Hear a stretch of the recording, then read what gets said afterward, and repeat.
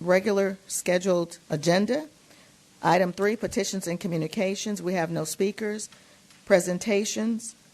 We do have a presentation by Human Resources, presentation by Dr. Albert Thigpen, Assistant City Manager, regarding an update on job vacancies, job listings on the city's webpage, and filling positions. Again, this is requested by Councilmember Kinlaw.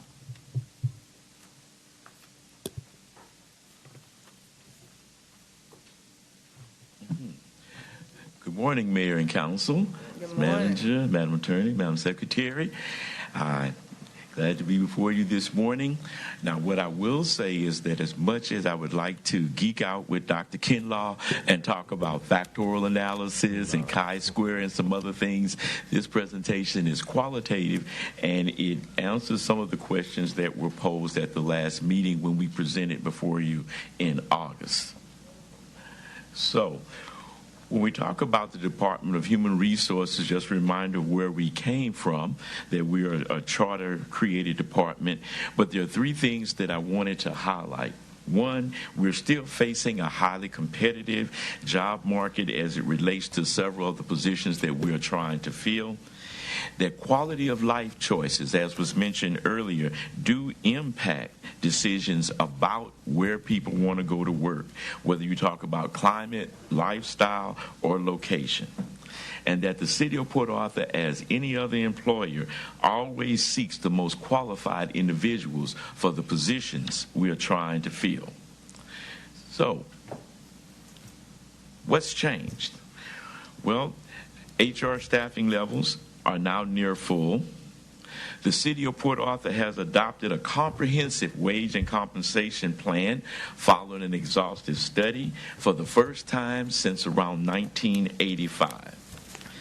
The City of Port Arthur has adopted its fiscal year 26 budget, which added 34.3 positions to our workforce.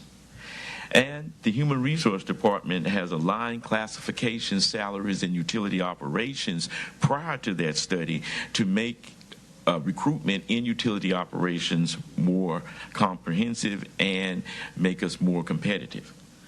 The city has gone out and we have filled key roles. We now have a controller.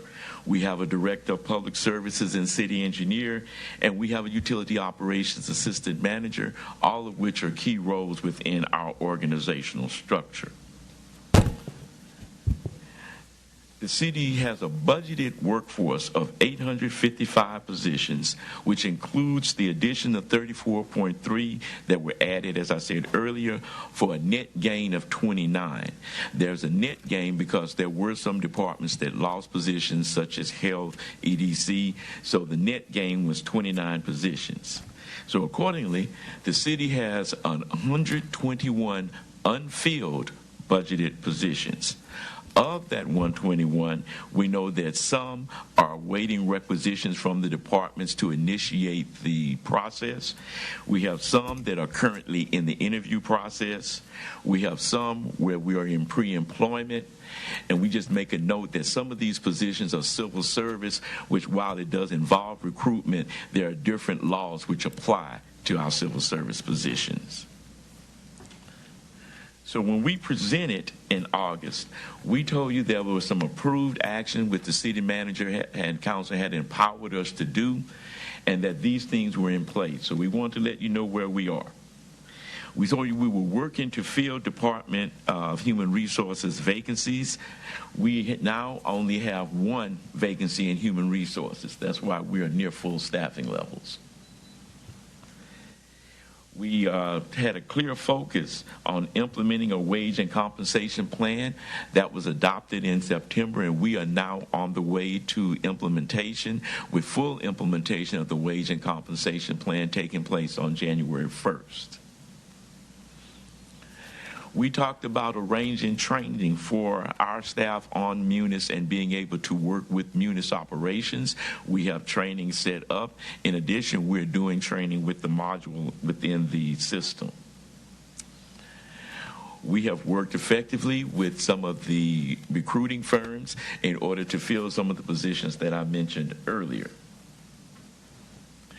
We continue to work with our Texas Workforce Center and to work with Lamar State College Port Arthur to figure out ways and pathways to get positions filled. And we are also implementing a leadership program for some of our supervisors to ensure that we are doing the things we need to do to have good leadership now and good leadership in the future. One of the things that was mentioned in which we were very much in favor of was working through the job fair method. Now here I've listed some of the job fairs and related items that we plan to attend, but we also are still planning to host our own job fair where we will highlight positions from the city. But we're planning to be at National Night Out, which is tonight, October 7th. We're going to be at the Texas Workforce Solutions Annual Fall Job Fair, which takes place on October 15th. We're going to be at the Hiring Red, White, and You Job Fair, which is a job fair which focuses on our veterans on November 6th. As I said, we're continuing to collaborate with the Texas workforce for enhanced recruitment, and we're collaborating with Lamar University and Lamar Port Arthur. We are also working closely with the city's website, digital content manager, and our public information officer to extend our reach, the modes, and the impact of our recruitment efforts. We're working more in our social media domains, etc., in order to ensure that our reach is as far as it can go. As far as updating the city's website, we've reorganized our vacancy listing for better flow and better appeal, where it's organized under the department. And we are listing both internal and external jobs as the council has requested. We've kind of explained that although these jobs are listed, that there's a different process to fill them, but we have them all out there. That's what we're trying to do. Now, this is kind of a screen grab of showing what the jobs look like on our website, but we're working even to make that better. Our public information officer and digital content manager are working to make the website itself more appealing and to help attract people to it. We mentioned training. As I said, we're training the HR staff relative to the new wage and compensation plan. We have implementation scheduled in Munis because literally what has to happen is that the nearly 500 employees who are covered by the wage and compensation plan have to be moved from where they are to where they will be in the new plan, along with new titling conventions. We're doing internal training using Tyler Munis module. Ms. Williams is helping out by helping us understand how the Munis module works and how we can do better with what we have. We're also planning training for department heads and administrative personnel. We have a proposed schedule, and we'll be rolling that out very shortly. Before the fiscal year 26 budget was adopted and after, we have been working to recruit for the 19 new positions that were introduced in solid waste. We're using a lot of different media. We're also using TML, and what you see listed there is how those positions are shown on the TML website. So, what's next? We are going to fully implement the new wage and compensation plan, which has very different marks, as was explained during the presentation by Mr. Williamson, but it does include annual step movement, which means employees will not have to wait the standard 3 years to move forward. It does include 3.5% for those employees, for all employees, and it also includes step movement relative to them being brought into the plan. We're going to continue a multi-front recruitment effort for all city vacancies. That means using recruitment firms, using social media, using LinkedIn and things of that nature in order to make sure our positions are visible and that everyone knows that we are seeking these positions. We're going to have a strategic and focused recruitment for the new solid waste positions. Our goal is to have as many of those positions filled and hopefully to align with the arrival of the equipment in December. We will be providing ongoing updates to the city manager on our progress so that the city manager can keep the council abreast of where we are and where we need to go. So with that, I thank you for the opportunity to be able to present. Councilman Kendall, I apologize because we can't get to factorial analysis and all those other things today, but we'll get a chance to geek out on data analytics later. Thank you.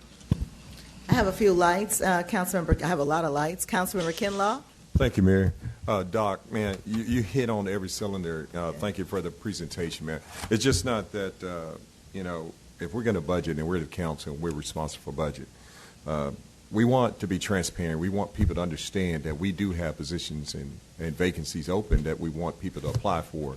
Like you said, we have 121 budgeted positions that are vacant, right at this time. With the workforce about 855, that's the total number that we need. And analytics and how we compute our numbers. And that's what I look at. So you hit on about 3 or 4 critical points for me. The city website, updating, external, internal, job descriptions, allocating those, ensuring that people that are qualified can have the chance to apply for those jobs. I really thank you for that. Now, the one key component, and I'm going to talk with you, Director and Assistant Director, Ms. Williams, about, is the pre-employment zone. Once you get there, that's where I think that we're having the problems at. I don't know if it's either transfers coming from one department from another. This person is waiting on some type of your analysis or some type of interview to be conducted, or getting the paperwork back to HR department. I think that's the crucial part for me, understanding your process of how we employ citizens or potential applicants.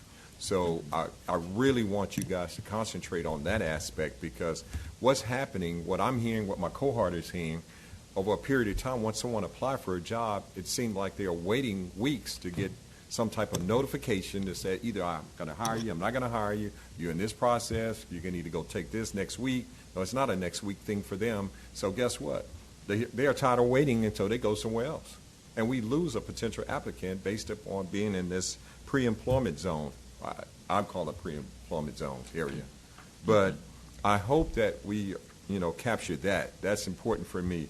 And then, of course, the interview process. Understanding that if this particular applicant, we want to ensure keeping some type of data bank on potential applicants so that we don't lose them. If the job comes up in the future, we don't have to go with the whole gamut again and try to hire that person. Keep some type of bank on different departments, jobs, interests, because, you and I, the last year, I've sent 16 potential applicants.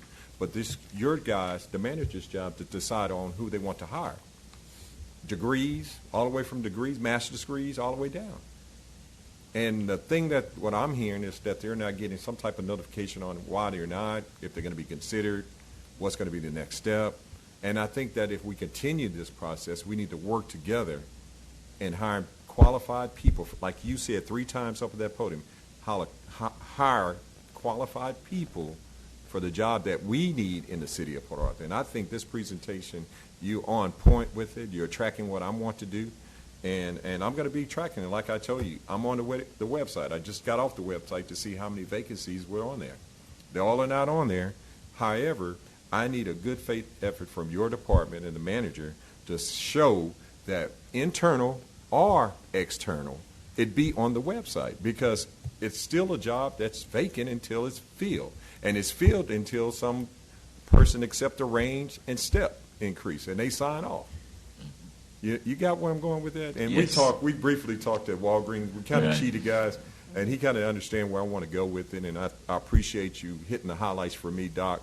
And we'll work together in getting this taken care of, because every year we budget for position. Why are we budgeting for positions that we can't fill? That don't make sense to me. So hopefully we're turning this ship around for a way that we can hire qualified people to fill these vacancies and positions. Thank you. Thank you, Dr. Thie. Thank you, Mayor. Okay. At this time, Councilmember Everfield. Thank you, Mayor. Good morning, Doc. Morning. For first of all, thank you for the work, and thank you for hearing us. And so I have noticed, and I have recognized the emails that Ms. Williams has sent to us to say this is the update for the website. But I am confused as to if we have over 100 jobs open, why can't we have them listed all on the website? We're working to get them all on the website. And of course, when you look at the website, if there are multiples of the same type, you'll see numbers out to the side. So we're getting them all there. We're working to make sure. So I want to be clear, because people are asking me when I'll say, hey, we're hiring. And they'll say, well, I don't see. You said like hundreds of jobs available, but I don't see them. So is my response is a fair response? They're working on the job descriptions, typing them, confirming them, and then they will be uploaded? Well, the actual thing is just the listing of the jobs. For most of the jobs that we have open, we have a job description that has been approved.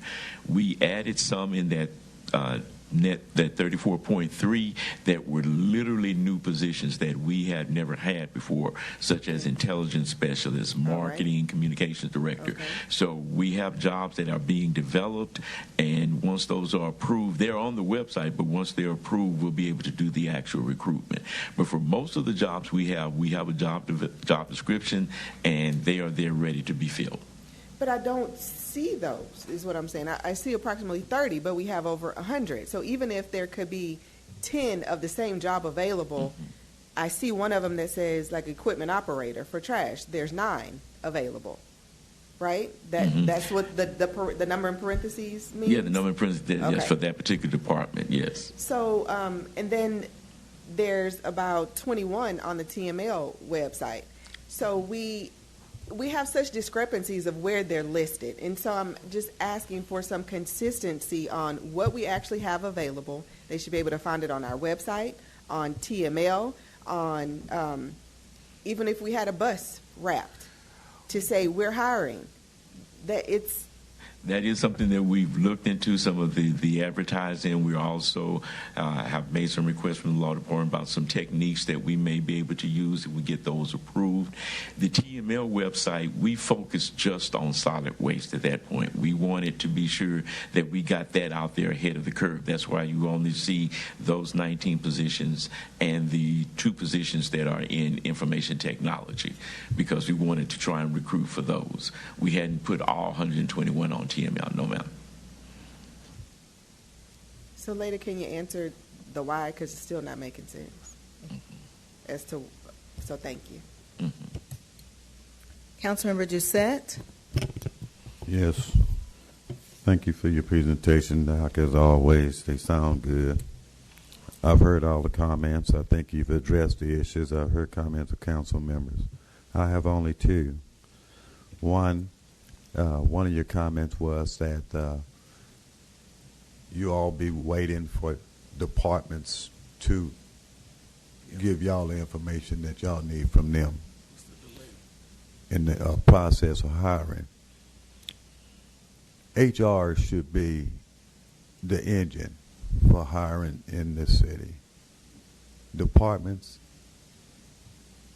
they have the vacancies. It's HR responsibility to get people hired to fill those positions. So if there's a problem with a department, given the information that is necessary to HR for them to execute that or do what they have to do, that should be immediately referred to the city manager. And the city manager needs to talk with his director. But the job to get that position filled should be HR's. That's what the department is here for. It's their job. And a lot of times you all need to oversee this interviewing process, okay? Because at the end of the day, we need to hire people. We need to hire people who qualify. We don't let people hire who they want. Sometimes you have people that make decisions feel, well, I didn't like the way this person said this and said that. That's got nothing to do. We need to start looking at what are requirements for people to have these jobs. They meet the requirements, let's get them working. If the departments are dragging their feet with giving you the necessary information back for you to keep the process going, you need to be addressed to the city manager immediately. The city manager need to get involved, and we need to get the work going. Okay, but nobody's going to sit around at their own leisure anymore. The other thing that I had questions about Texas workforce, okay? Can you enter Texas workforce database? Can the HR department enter into their database? To my knowledge, we cannot. We can request them to segment their work, their database for us and give us certain recruitment efforts, but we can't directly enter their database at this point. That's why I asked the question, because if the EDC could have coordinated with Texas workforce that they could enter into their database and look at specific jobs, if Texas workforce gave EDC that type authority, I'm quite sure the city of Port Arthur, they be more. Our security and everything is on that level, and is also working in partnership. But we should be able to access that, because they may have people applying for jobs through Texas workforce that we're looking to fill positions for. Sometimes skilled people. So that's something I would be very interested in finding out. We'll get an answer for you, Councilman. Yes, because EDC has access. And if EDC could have access, I'm quite sure the city of Port Arthur should be able to get access. That's an entity within our city. Okay? Yes, sir. Those are two questions I had. Okay, Councilmember Lewis. Yes, you mentioned the wage increase for the city employee. You said something about 3.5. Yes, sir. How is that up against the cost of living? That is the cost of living adjustment for employees this year. So they're getting a COLA. Yes. Okay. It's lower. Yeah, I know. Yeah.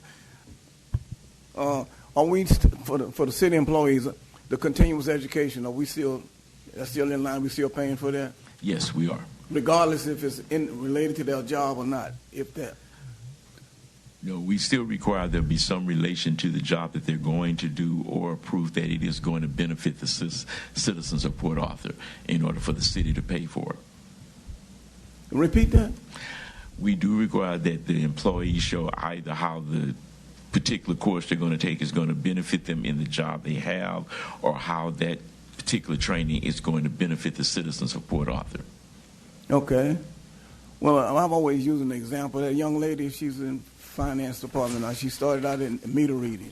Mm-hmm. City paid for that and paid for a master's. I think she's working on a PhD now. Okay. How is that related from meter reading to where she's at now? I don't like those impediments. If you want to improve improve yourself, regardless if it's related to your job or not, let's go ahead and do that.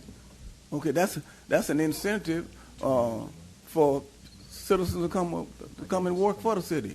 Okay. Mm-hmm. Now, if they go somewhere else, that creates a vacancy for. We're improving our citizens' baseline education and experience.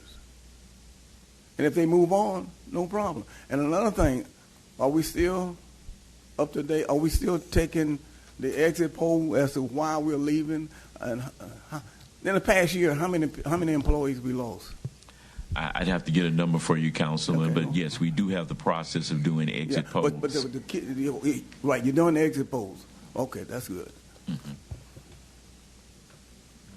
Okay, Councilmember Kinlaw. Thank you, Mayor.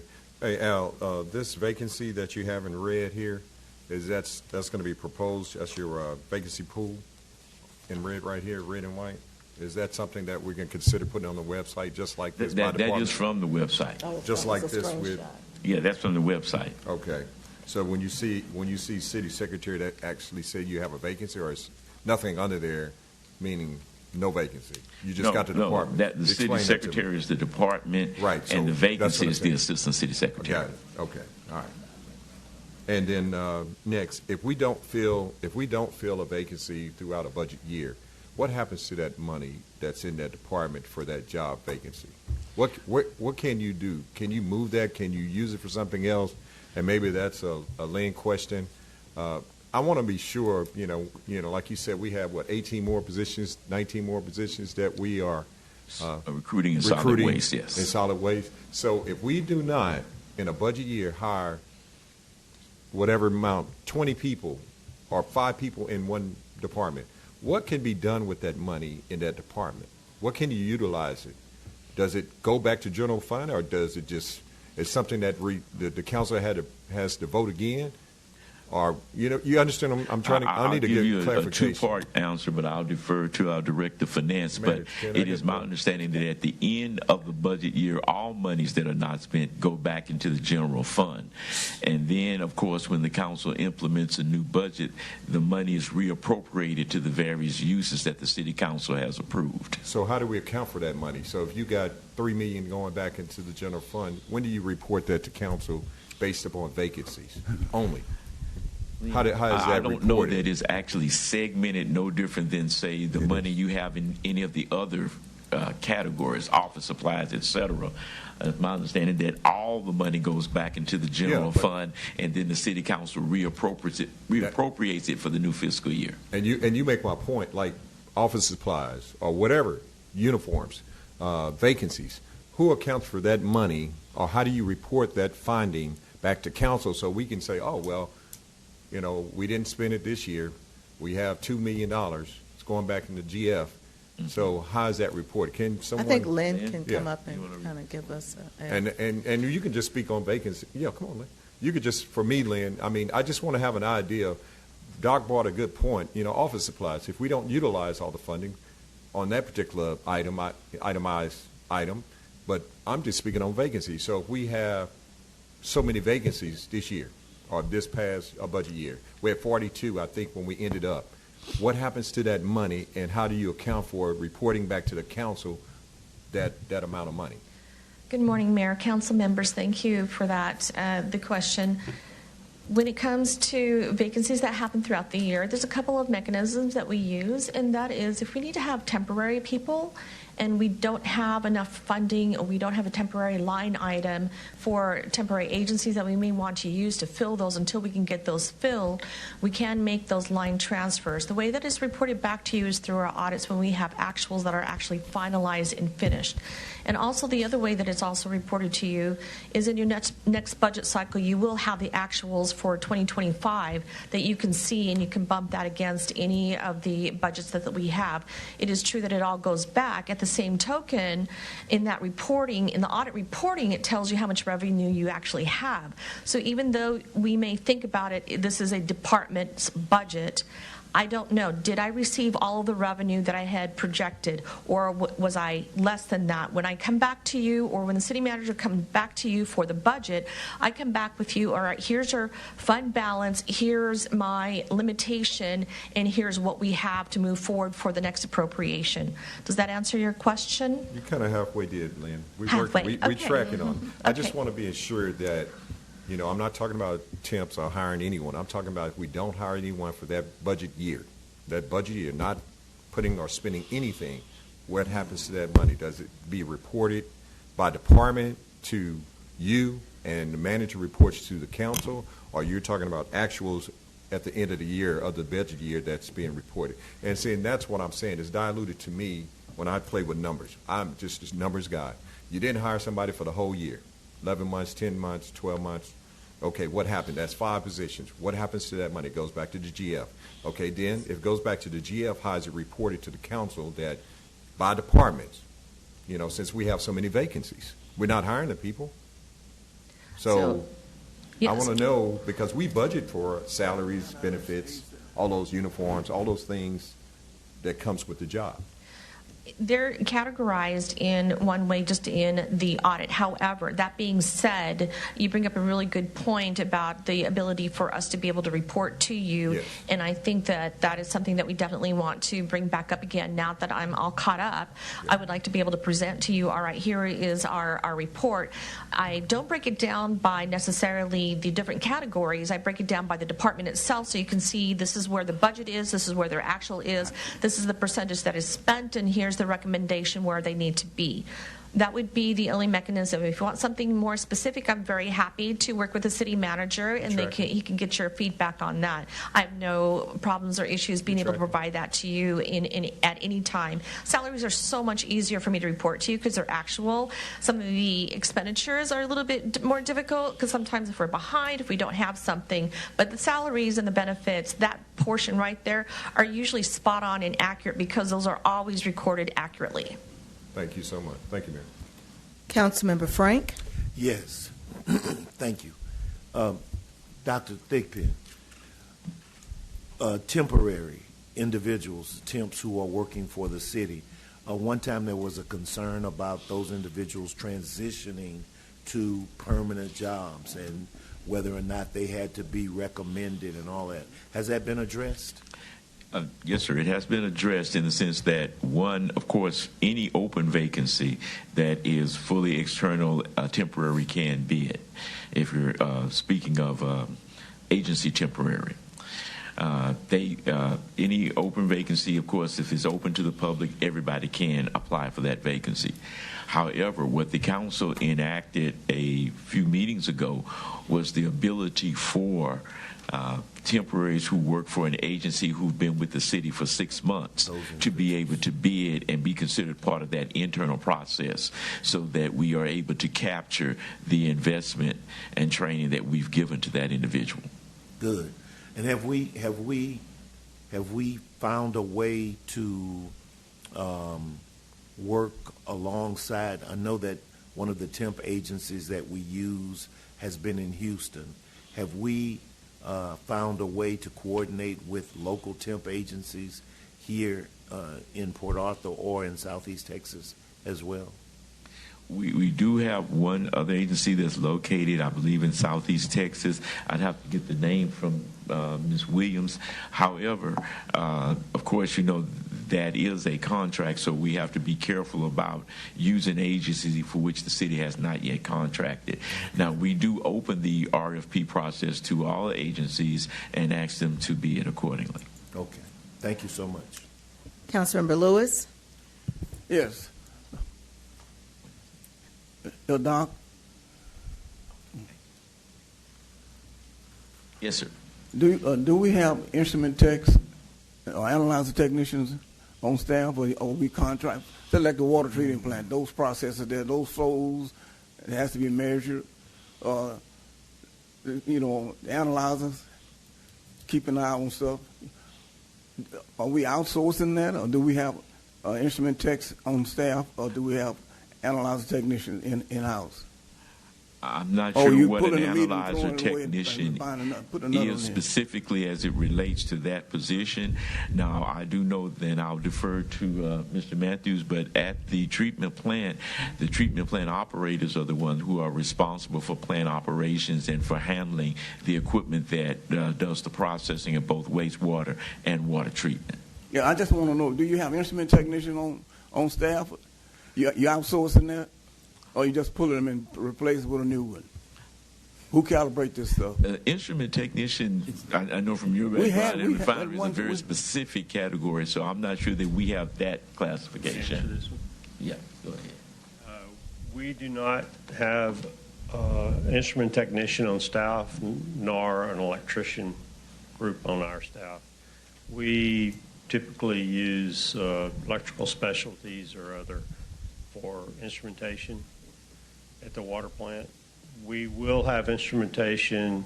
We have very minimal instrumentation in the wastewater plants now. With the new wastewater plant coming online, it will be highly instrumented.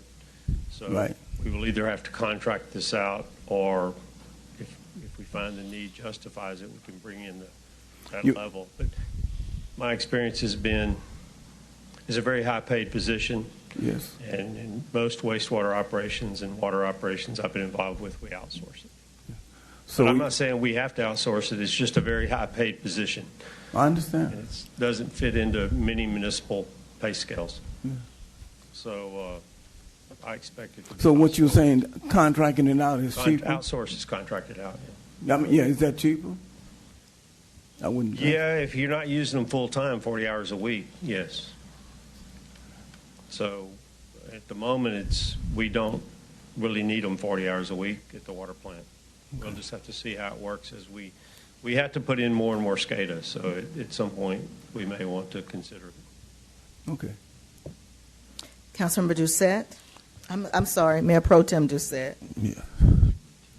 We're going to go back to Councilman Kinlar's question about reporting the budget. That's something I'm going to be talking about later. The answer to your question is, if we approve money for salaries, then that money is supposed to be used for salaries in that line item. In reference to the comment made by the finance director about temporary hires, even if you hire temporary people, you should have a funding that you're going to pay for it, because at the end of the year, we are supposed to do the annual financial comprehensive report. That's the audit that you speak about all the time. When we got 2 to 3 years behind, that was my biggest concern. How we've been doing budgets for the last couple of years. How can you do a budget if you didn't do your annual comprehensive audit? Also, that is governed with using the government general acceptable accounting principles. Okay, all monies is supposed to be accounted for. Every line item.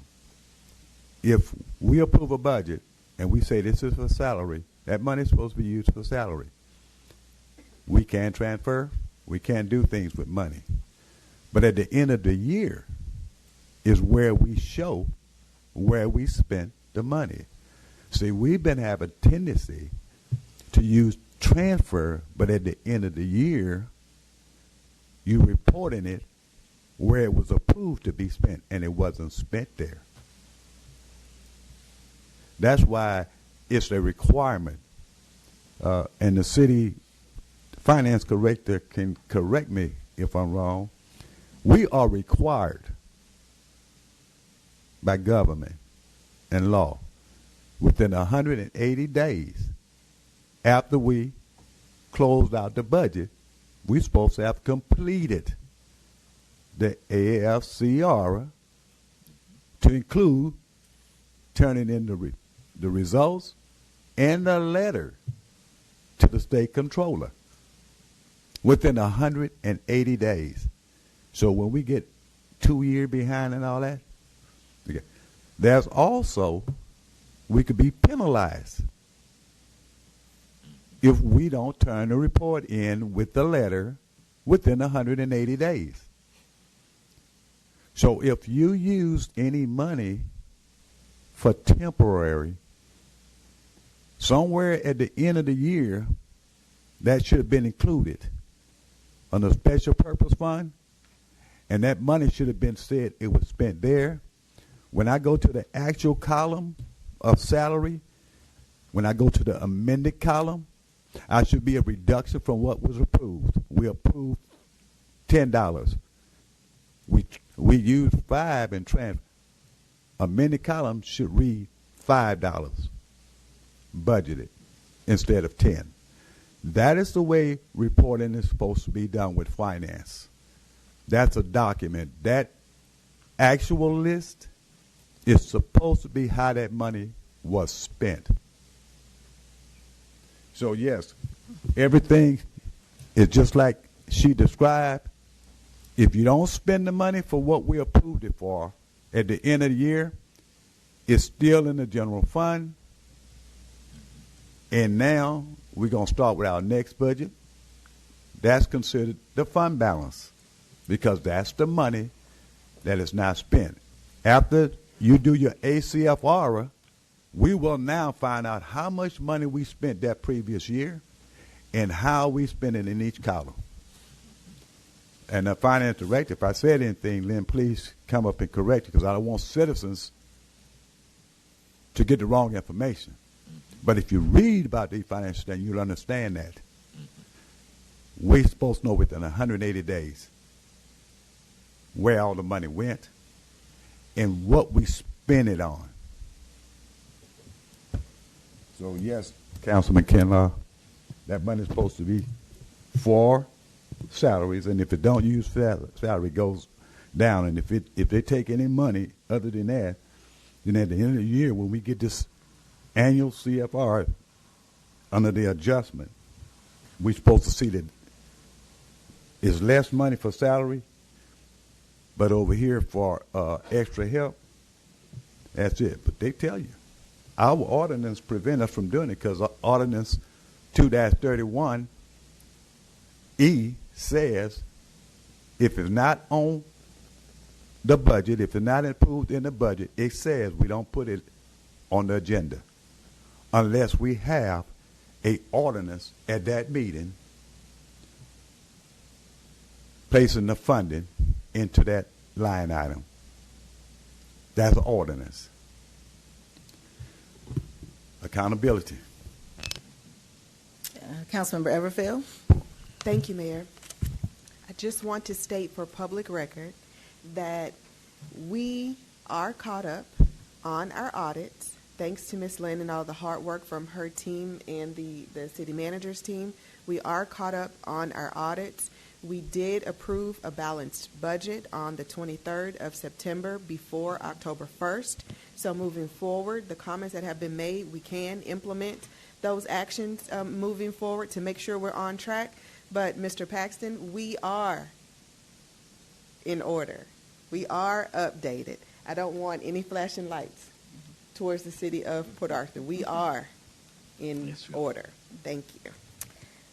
Great. Thank you, Dr. Thigpen, for the presentation, your the staff that you have been able to work with. I think that all of, since I've been here, and we had 72 vacancies for the Councilmember Kinlaw's report a couple of months ago, progress has been made.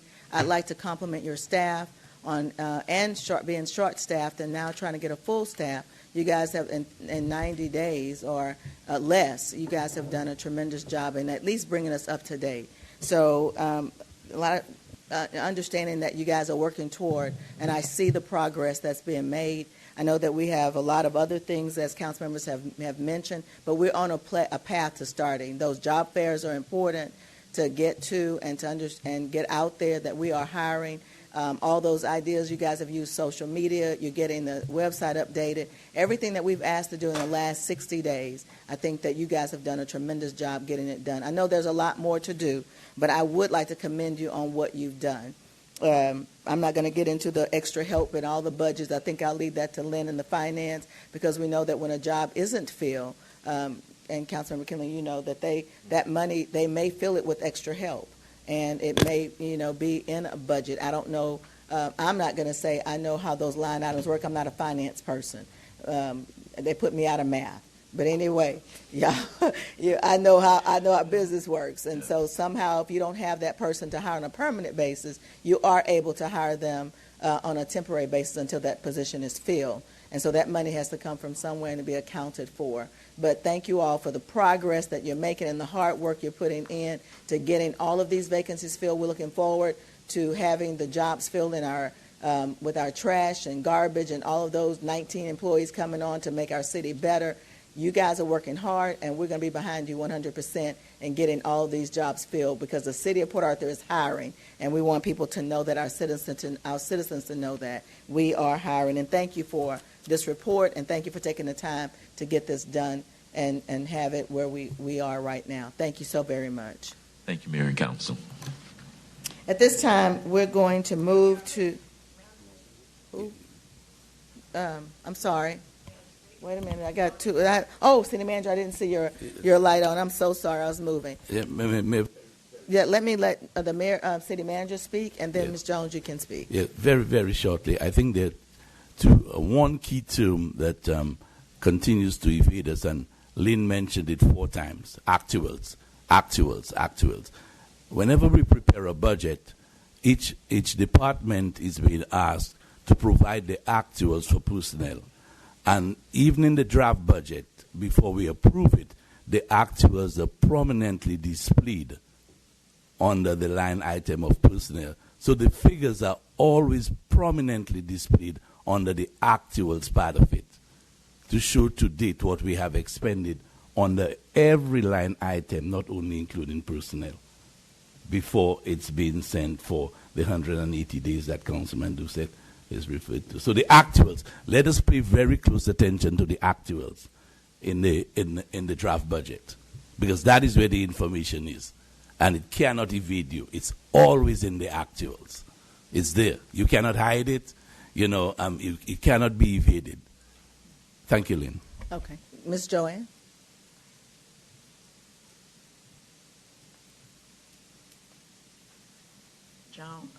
Joanne Jones, 640 East 10th Street, Port Arthur, Texas. I just wanted to know at what age they stop hiring. If the city wanted to hire some people on Social Security would love to have a second job. And I know it might, but think about it. I think we can't discriminate. Huh? Yeah, we don't have an age discrimination policy. We can't discriminate against age. Am I right, City Attorney? I mean, we can. Yeah. Okay, I want to know that. And all right, what about do they still have to have the commercial? Ma'am? Do they still have to have the commercial license? Are y'all still strictly commercial licensed to be hired? There are some jobs that do require you to have commercial driver's license, especially those equipment operator 1s, equipment operators 2, some maintenance workers may have to require them, but I do know the equipment operators have to have a CDL. Okay, I understand equipment operators. Yes, but I know a lot of people would like to have a job, but they feel like they can't come to the city because the equipment operator. Well, they can actually the license, but they have training even at Lamar and through the EDC for free to get those licenses. So there are ways to get it done here in Port Arthur. Yes, ma'am. If you're a resident of Port Arthur, you have the ability to go through our EDC department to get hired through our for free to get that CDL license in partnership with Lamar State College, Port Arthur. Okay. So it's free. Okay. I guess you think I was looking for a job too. Yeah, that's you are. That's a good way to start. I will do it. Yes, ma'am. I understand. You hired me. All right. We are back on our petitions and communications number